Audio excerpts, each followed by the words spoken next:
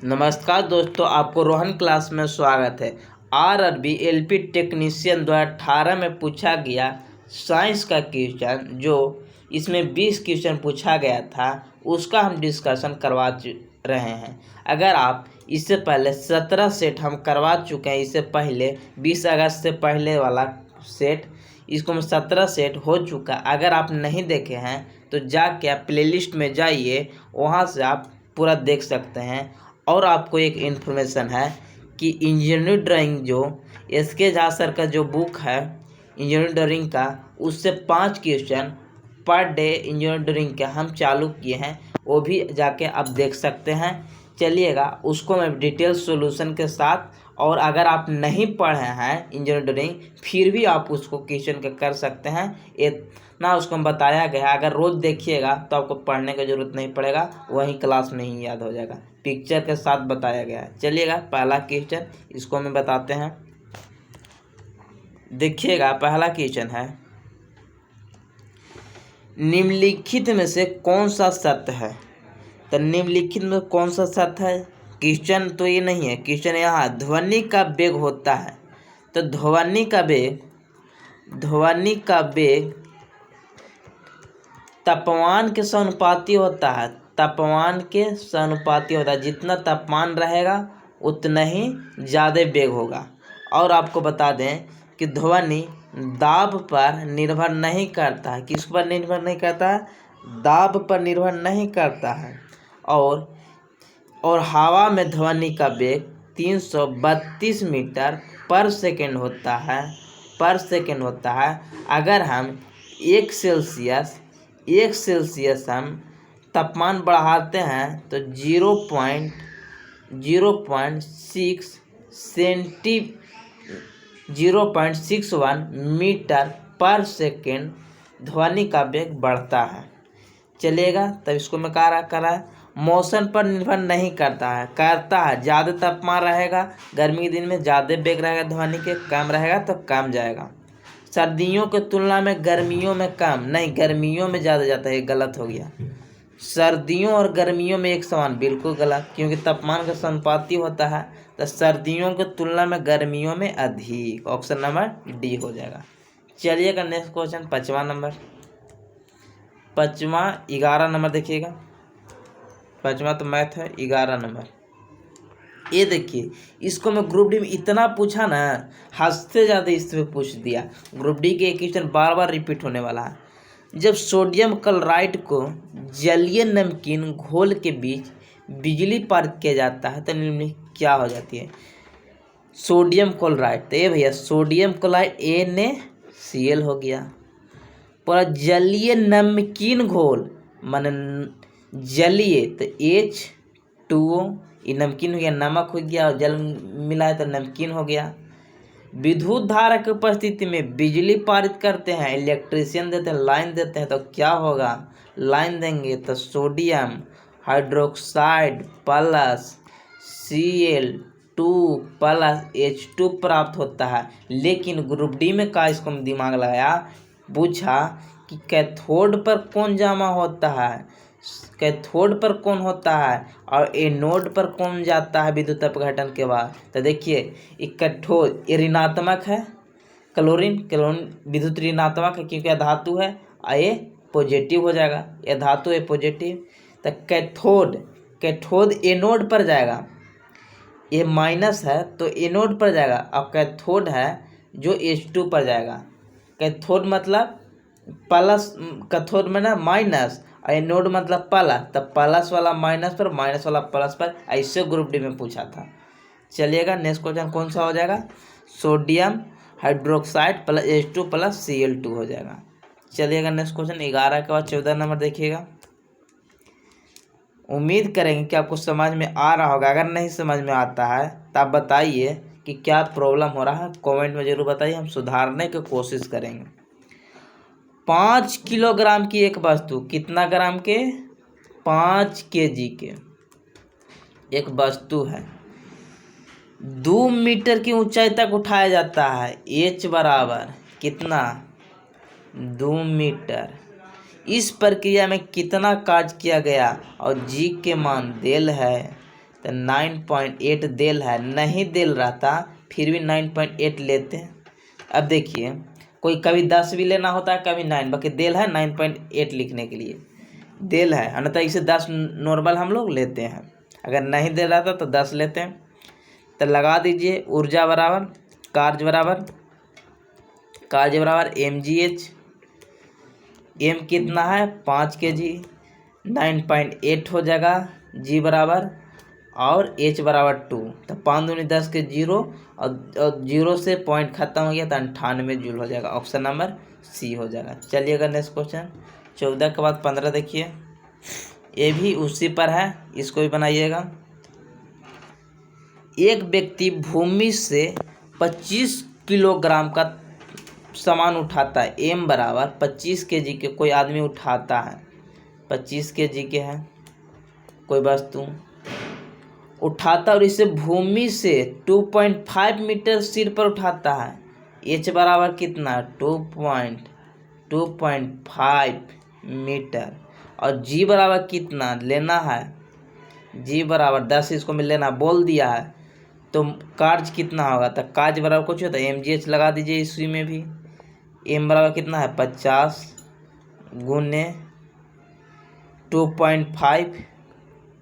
2.5 h हो गया और गुने 10 लगा दीजिए। ये 10 नीचे से कट गया तो 50 गुने कितना हो जाएगा 25, सॉरी 50 नहीं 25 है, 25 हो गया। अब 25 से गुना करेंगे तो 625 हो जाएगा। ऑप्शन नंबर ए हो जाएगा। 50 kg नहीं 25 kg था, ध्यान दीजिएगा। चलिएगा नेक्स्ट क्वेश्चन 23 नंबर देखिएगा। 23 नंबर ए बायोलॉजी से अच्छी क्वेश्चन है, देखिएगा। पौधे का सार्वभौमिक प्राकृतिक ऑक्सीजन है, ऑक्सीजन क्या करता है वृद्धि करता है, ऑक्सीजन पौधे में वृद्धि करता है। इसका शर्ती ऑक्सीजन कौन है IAA, आपको याद रखना होगा। और एक होता है साइटोसिन, ये क्या करता है पौधे के कोशिका विभाजन करता है, कौन साइटोसिन। और एक होता है एथिलीन है, वो फलों को पकाने में प्रयोग करते हैं। और एक होता है एब्सिसिस, वो होता है फलों को गिरने के लिए उत्तेजित करता है। चलिएगा नेक्स्ट क्वेश्चन 23 के बाद 27 नंबर देखिएगा। देखिए एम सतह के संयोजित किए जाने सकने वाला इलेक्ट्रॉन की संख्या है एम में। तो आप जानते हैं नील बोर ने दिया था एक 2n² दिया था। जितना सेल हो जाएगा तो सेल कितनी होती है, पहला सेल KLM NO। तो देखिएगा पहला 1 2 3, तो तीसरा हट दीजिए, n बराबर संख्या तो 3 के स्क्वायर, तो 3 3 9 9 दूनी 18 हो जाएगा। ऑप्शन नंबर सी हो जाएगा। चलिएगा नेक्स्ट क्वेश्चन 27 के बाद 29 नंबर। ये भी देखिएगा कोई इथेनॉल भी मारेगा और कोई मिथेनॉल भी मारेगा। निम्नलिखित में से किसका प्रयोग टिंचर, आयोडीन और खांसी सिरप और कई टॉनिक तैयार करने के लिए न बोलते हैं कि खांसी हुआ है तो आप थोड़ा सा शराब ले लीजिए ठीक हो जाएगा। तो शराब किसका में प्रयोग करते हैं, शराब का प्रयोग किसको में, खांसी सिरप में। तो कौन सा इथेनॉल के हम प्रयोग करते हैं C2H5OH का प्रयोग करते हैं। और ये हो गया मिथेनॉल, जो ये एक गंदा होता है, ये इससे आप पागल भी हो सकते हैं। ये पागल पीने युक्त नहीं होता। पूछेगा पीने युक्त कौन होता है, इथेनॉल, और नहीं पीने योग्य मिथेनॉल होता है, मिथेनॉल। और ये हो गया एसिटिक एसिड जिसको सिरका बोलते हैं, एक इथेनोइक एसिड हो गया। चलिएगा नेक्स्ट क्वेश्चन 29 के बाद 34 नंबर देखिएगा। 34 नंबर देखिए, निम्नलिखित में से कौन सी धातु ठंडे पानी के साथ शीघ्र अभिक्रिया कर दे। आप ही बताइए ठंडा से कौन करेगा, इसको मतलब आप सोचे वाला है। देखिएगा एल्युमिनियम अगर रिएक्शन ठंडा पानी से कर लिया तो हम लोग के खाना बनेगा, खराब हो जाएगा। लोहा भी नहीं करेगा। सबसे ज़्यादा शीघ्र से मतलब तुरंत, ये तो करेगा, लोहा करता है जल से O2 से करता है, लेकिन सबसे जल्दी इसको में जिंक है, पोटेशियम है। तो देखिएगा सबसे ज़्यादा अभिक्रियाशील पोटेशियम होता है, उसको बाद सोडियम होता है, उसको बाद कैल्शियम होता है, उसको बाद मैग्नीशियम होता है, उसको बाद एल्युमिनियम होता है, उसको बाद जिंक होता है, और तब फिर लास्ट में लोहा होता है। तो सबसे ज़्यादा अभिक्रियाशील शीघ्रता से कौन करेगा? पोटेशियम करेगा। पोटेशियम नहीं रहता था सोडियम, और इसको हम फर्स्ट ग्रुप के है, ये फर्स्ट ग्रुप के, इसको हम केरोसिन तेल में डुबा के रखते हैं और इसे हम लोग आसानी से चाकू से काट सकते हैं। चलिएगा नेक्स्ट क्वेश्चन 34 के बाद देखिएगा 35 नंबर। 35 नंबर देखिएगा, ये अच्छी क्वेश्चन है, इससे हमेशा 6-7 को क्वेश्चन इससे पूछता है। निम्नलिखित में कौन सा ऊर्ध्वपातन कर सकता है? तो ऊर्ध्वपातन कौन सा होता है? ऊर्ध्वपातन उसे कहते हैं जो ठोस से सीधे गैस में बदल जाए, गैस में बदल जाए। जैसे ammonia chloride, ammonia chloride option number A हो जाएगा, जिसको नौसादर बोलते हैं, NH4Cl नौसादर इसको बोलेंगे। और क्या हो जाएगा? सल्फर हो जाएगा, आयोडीन हो गया, आयोडीन हो गया, नेफ्थलीन हो गया, नेफ्थलीन हो गया, और क्या हो जाएगा? आयोडोफॉर्म हो जाएगा, आयोडोफॉर्म हो जाएगा। और बताइए क्या हो जाएगा? बेंजोइक एसिड हो जाएगा, बेंजोइक एसिड हो जाएगा। ये सब ऊर्ध्वपातन के रूप में प्रयोग करते हैं। कपूर हो गया, ये सब याद 8 से 7-8 गो है, हम लोग 6-7 गो याद हमारा। कपूर है, नेफ्थलीन है, आयोडोफॉर्म है, बेंजोइक है, सल्फर है, आयोडीन है, नौसादर है। चलिएगा नेक्स्ट क्वेश्चन। और एक ठो और लिखिएगा एंथ्रासिन। एंथ्रासिन सबसे अच्छी है, ये भी ऊर्ध्वपातन के रूप में सीधा ठोस रहता है, सबसे अच्छी कोयला भी माना जाता है, और सीधे एक गैस में होता है। एक कोट विश्व में कार्बन नहीं निकलता एंथ्रासिन में। चलिएगा नेक्स्ट क्वेश्चन 35 के बाद देखिएगा 40 नंबर। 40 नंबर देखिए, निम्नलिखित में से निम्न प्रतिरोधकता होती है। तो प्रतिरोधकता R से अनुपाती ρL/A होता है। तो जिसका प्रतिरोधकता कम होगा, जिसका प्रतिरोध कम होगा, तो सबसे कम किसको होगा? नाइक्रोम के। नाइक्रोम का निम्न प्रतिरोधकता होगा। हीरा के सबसे ज़्यादा, इसका ग्लास के इम्नोटिट, जिसे पोरोसिलिन हो गया, जो हम लोग चीनी मिट्टी बोलते हैं, ये सब विद्युत के कुचालक होता है, प्रतिरोध सबसे ज़्यादा होगा। लेकिन प्रतिरोधकता निम्न, तो जिसको प्रतिरोध कम होगा इसी को प्रतिरोधकता निम्न होगा, तो नाइक्रोम के सबसे कम होगा प्रतिरोधकता, क्योंकि ये धातु है। धातु, ये मिश्र धातु है नाइक्रोम। ये हीरा ये सब तो अधातु है। चलेगा नेक्स्ट क्वेश्चन 42 नंबर। 42 देखिएगा, ये भी अच्छी क्वेश्चन है, इसको हम आपको बताते हैं। पूछ रहा है किसी गोलाकार दर्पण का मुख्य फोकस क्या होता है? मान लीजिए गोलाकार दर्पण है, इसका मुख्य फोकस कौन होता है? एक F हो गया और C हो गया इन्फिनिटी। तब पहला ऑप्शन है, यह एक ऐसा बिंदु उत्तल दर्पण के मुख जिसके किरणें आ रही प्रतीत होती है। तो देखिए उत्तल के बात किया था, उत्तल तो इससे होगा,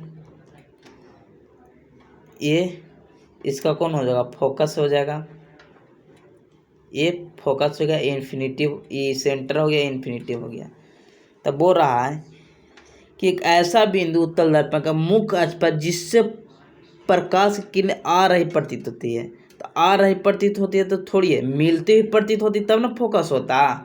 यहाँ फोकस पर अवतल दर्पण में, उत्तल दर्पण में मिलती हुई प्रतीत होती है फोकस पर, लेकिन कहता आती हुई प्रतीत होती है। आती हुई प्रतीत कहाँ होती है? आती हुई तो ये मुख्य अक्ष के समांतर आती हुई प्रतीत होती है। पहला चल गया। दूसरा देखिएगा, एक गोले के खोखले, यह एक खोखले गोले के केंद्र जिसका गोलीय दर्पण का एक हिस्सा होता है। गोलीय दर्पण एक हिस्सा होता है, ये तो सेंटर कहलाता है। फिर तीसरा ऑप्शन है, यदि तीसरा देखिएगा, मान लीजिए ए अवतल दर्पण हो गया, इसका एफ हो गया, आई सी हो गया, इन्फिनिटिव हो जाएगा। यह मुख्य अक्ष पर एक बिंदु, यह मुख्य अक्ष पर एक बिंदु है, ई भी है, ई भी है, अभी तो तीनों है, जिसके माध्यम से प्रकाश के समांतर प्रकाश, जिसके एक मुख्य अक्ष के समांतर प्रकाश आ रही है, आ रहा है, चलिएगा, प्रकाश समांतर प्रकाश मुख्य अक्ष के समांतर ही आ रहा है, किरणें प्रतिबिंबित होने के बाद मुख्य अक्ष के उस बिंदु पर उत्पन्न होती है जो इस पर दिखाई देती है। समांतर किरणें आने के बाद जिस पर मिलती है उसे हम लोग फोकस कहते हैं। तो वही बोल रहा है कि प्रतिबिंब होने के बाद पारित हो जाता है, तो मुख्य बिंदु पर उस बिंदु को उत्पन्न दिखाई देता है, उसे हम फोकस दूरी कहते हैं। बिल्कुल सही, ऑप्शन नंबर सी हो जाएगा। चलिएगा नेक्स्ट क्वेश्चन। ये तो गोलीकार दर्पण के बाद बिंदु सेंटर हो ही गया। चलेगा 42 के बाद 45। ये देखिए, निम्नलिखित में से विषम की पहचान करें। विषम कौन है? देखिएगा, ये हो गया जो फर्स्ट ए के साथ, फर्स्ट और सेकंड ग्रुप के साथ होगा, वे क्षारीय धातु होगा। ऑप्शन नंबर ए हो जाएगा सोडियम हाइड्रोक्साइड। एक जिंक हो गया, जिंक हो गया, ये नहीं होगा। कॉपर भी नहीं होगा, कॉपर भी धातु, ये अम्लीय बनाता है, और जिंक भी अम्लीय बनाता है, और अमोनियम हाइड्रोक्साइड भी अम्लीय है, लेकिन ये क्षारीय है, सोडियम हाइड्रोक्साइड। चलेगा नेक्स्ट क्वेश्चन 45 के बाद 49 नंबर देखिएगा। 49 नंबर पूछ रहा है, मानव प्रजनन प्रणाली का कौन सा हिस्सा माँ के रक्त के भ्रूण का पोषण करता है? गर्भनाल, प्लेसेंटा। फैलोपियन ट्यूब में निषेचन होता है, गर्भाशय में बच्चा पलता है, और गर्भाशय गिरवा जिससे प्रवेश करता है शुक्राणु। चलिएगा नेक्स्ट क्वेश्चन 50 नंबर देखिएगा। ये भी अच्छी क्वेश्चन है। ये देखिएगा, ऑक्सीजन के एक अणु का द्रव्यमान एक परमाणु कहता तो वो हो जाता, लेकिन एक अणु का रहता है O2। O2 में कितने द्रव्यमान होगा? तो आप जानते हैं कि द्रव्यमान बराबर टोटल सूत्र द्रव्यमान बटा मोल की संख्या, मोल का संख्या। तो शुद्ध द्रव्यमान कितना? O2, तो 32 हो गया, और एक मोल बराबर कितना? 6.022 गुने 10 के पावर 23 हो जाएगा। तो ऊपर जाएगा तो -23, और 56 लगभग 5 बार में कटेगा, तब 5.3 गुने 10 के पावर 23 हो जाएगा। इसका सूत्र द्रव्यमान बटा मोल की संख्या बराबर एक अणु का द्रव्यमान हो जाएगा। चलिएगा नेक्स्ट क्वेश्चन 50 के बाद 59 नंबर देखिएगा। 59 नंबर देखिएगा, ये भी बायोलॉजी से अच्छा क्वेश्चन है। देखिएगा, ये बहुत आप लोग को भारी लगता है, इसको हम टॉपिक एक दिन बनाएंगे, बहुत इजी है। निम्नलिखित में कौन सा समूह मुक्त रूप से समुद्रीय जीव है? समुद्रीय जीव इकोनोडर्मेटा है, समुद्री जो इसको में आता है कोची, इसको में आपको आएगा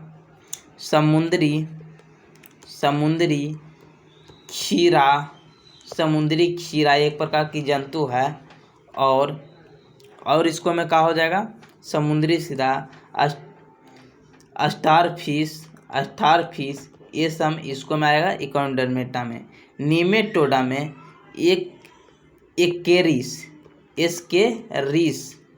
एस्केरिस होती है, जिसको निमेटोडा में आता है। आर्थ्रोपोडा में कौन आएगा? जिसका जुटा हुआ पैर होता है, मतलब चींटी समा गया। और मोलास्का में जिसका मसल का बना हुआ कैल्शियम कार्बोनेट के उसको ऊपर परत चढ़ा होता है, जैसे घोंघा हो गया।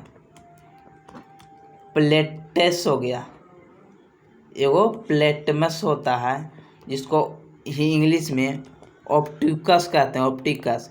आगे में उसका मुंह झक्का रहेगा, लगता है कि जूता पहन ले हुआ है काला, वैसा लगता है, मोलस्का संग में आएगा। चलिएगा नेक्स्ट क्वेश्चन 59 के बाद देखिएगा 61 नंबर। देखिएगा यही आ गया।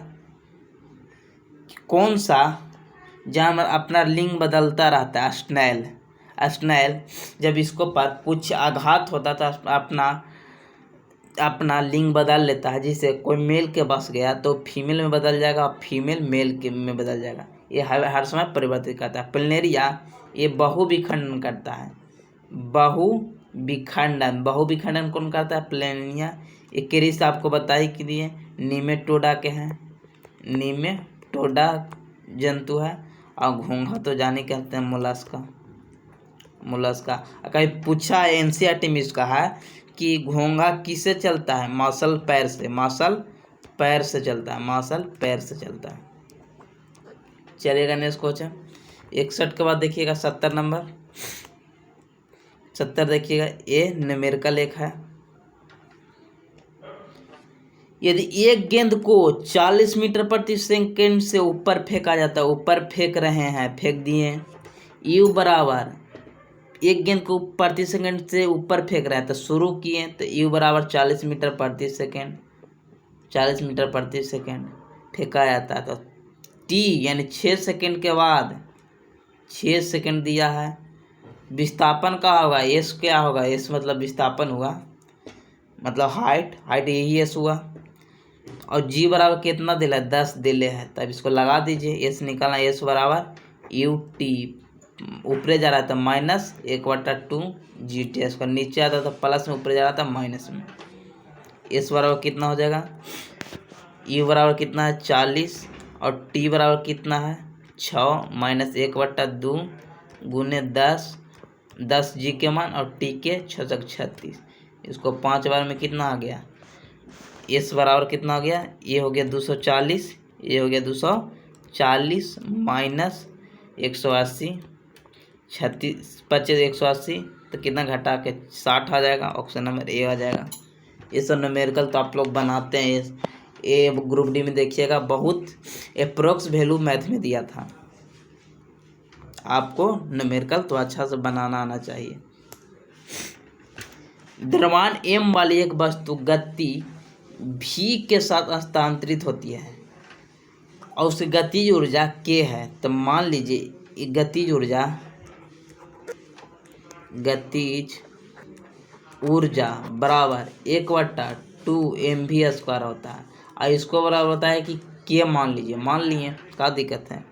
यदि उसका वेग दोगुना कर दिया जाए 1/2 m, तो m निश्चित कर रहा है और v के बोरा को दोगुना कर देता है, v 2v हो जाएगा, 2v का स्क्वायर। तो अब इसको कर दीजिए 1/2 m हो ही गया और 2 के स्क्वायर करेंगे तो 4v² हो जाएगा और mv² कॉमन ले लेंगे तो इसको बराबर k हो जाएगा, यानी 4k हो जाएगा। ऑप्शन नंबर डी हो जाएगा। चलिएगा नेक्स्ट क्वेश्चन, एक लास्ट क्वेश्चन, अंतिम क्वेश्चन आपका ही सवाल से, और वो में क्वेश्चन के आंसर गलत के साथ। देखिएगा गलत आंसर दिया है आपको। इससे 3 क्वेश्चन अगर आप लास्ट तक बने हैं तो आपको 3 क्वेश्चन की फायदा होगी। बल की परिभाषा किसके आधार पर व्यक्त की जाती है? बल की परिभाषा देखिएगा, न्यूटन का पहला नियम, न्यूटन के दूसरा नियम और न्यूटन के तीसरा नियम, तीनों नियम था। न्यूटन के पहला से बल के परिभाषा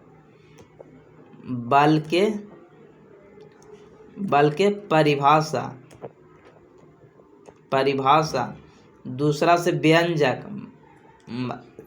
मतलब F बराबर ma सिद्ध कर सकते हैं और तीसरा से दिशा एंड प्रकृति माने कैसा वो है, प्रकृतिक हो जाएगा, यहाँ नहीं लिखा रहा है। तो पूछ रहा परिभाषा किससे निकलता है? न्यूटन के गति के कौन सा नियम? न्यूटन के कौन सा पहला नियम? ये न्यूटन का गुरुत्वाकर्षण नियम दिया है। न्यूटन का पहला नियम से निकलेगा परिभाषा बल के परिभाषा, दूसरा से व्यंजक F बराबर m में मैंने सिद्ध होगा और गति का तीसरा नियम से दिशा एंड डायरेक्शन नेचर मैंने प्रकृति कैसा बल लग रहा है। चलेगा। अब ख़त्म हो गया। जय हिंद, जय भारत। सब्सक्राइब कीजिए, लाइक कीजिए और शेयर कीजिए। और आप इंजीनियर ड्राइंग के भी बेस्ट, इससे अच्छा एक्सपोनेंशियल के साथ मात्र 5 क्वेश्चन आप नहीं पढ़े हैं कभी, फिर भी आपको याद हो जाएगा।